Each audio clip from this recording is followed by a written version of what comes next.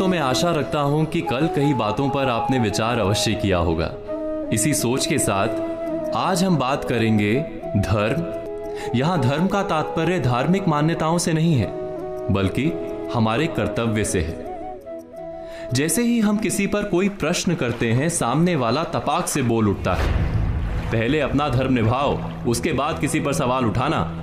वो कहना चाहता है कि अपना काम ठीक से करो, फिर दूसरों पर कार्य ना करने का आरोप लगाओ।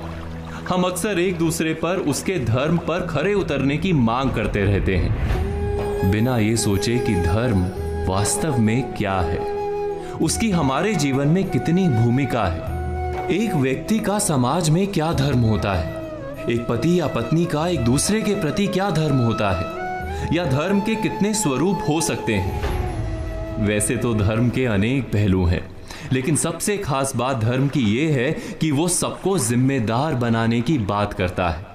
और जो भी इस संसार में है उसका अपना एक धर्म होता है। उदाहरण के लिए, पेड़ का धर्म है छाया और फल देना, नदी का धर्म है जीवनदायी जल बनकर बहते रहना, बादलों का धर्म है जल बरसाना, और सूर्य का धर्म है प्रकाश देना। इसी प्रकार मनुष्य का धर्म है उदार होना, सदाचारी और सद्व्यवहारी होना। मनुष्य का एकमात्र धर्म है प्राणी मात्र के प्रति उदारता का व्यवहार। इसीलिए भारत में कर्म से अधिक महत्व सदाचार को दिया गया है। सद्व्यवहार ही धर्म है, क्योंकि इस सद्व्यवहार में कर्म, धर्म, नीति, ज्ञान सब शामिल है। धर्म के अनेक रूप और प्रकार होते हैं। उसमें से एक रूप को एक कहानी के माध्यम से समझाने की कोशिश करते हैं। एक संत थे, नाम था क्षम्य मुनि। सहायता और सहनशीलता को उन्होंने अपना धर्म बना रखा था। एक दिन वो नदी से नहाकर निकले तो एक बिच्छू को पानी में बहते पाया। उनके मन में आया कि इस बिच्छू की सहायता करनी चाहिए। उन्होंने बिच्छू को पकड़कर बहती जलधारा से बाहर निकालने के लिए हाथ लगाया ही था कि बिच्छू ने अपने स्वभाव और अपने धर्म के अनुसार डंक मारा। मुनि की पकड़ ढीली पड़ गई। बिच्छू फिर से पानी में बहने लगा। मुनि ने फिर प्रयत्न किया, बिच्छू ने फिर डंक मारा। ऐसा कई बार हुआ। बिच्छू डंक मारता रहा, मुनि उसे उबारने का प्रयत्न धैर्य के साथ करते रहे। अंत में वे सफल हुए।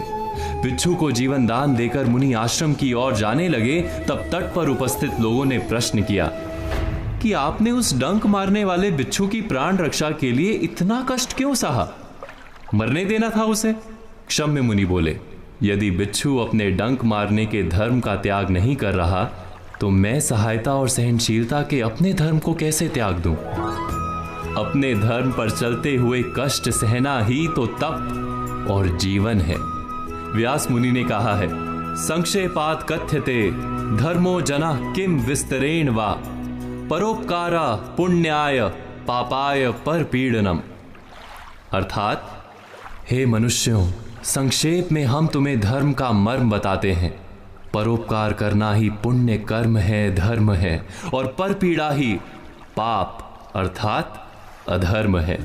तो आज कही बातों पर विचार कीजिए और कल की प्रतीक्षा कीजिए।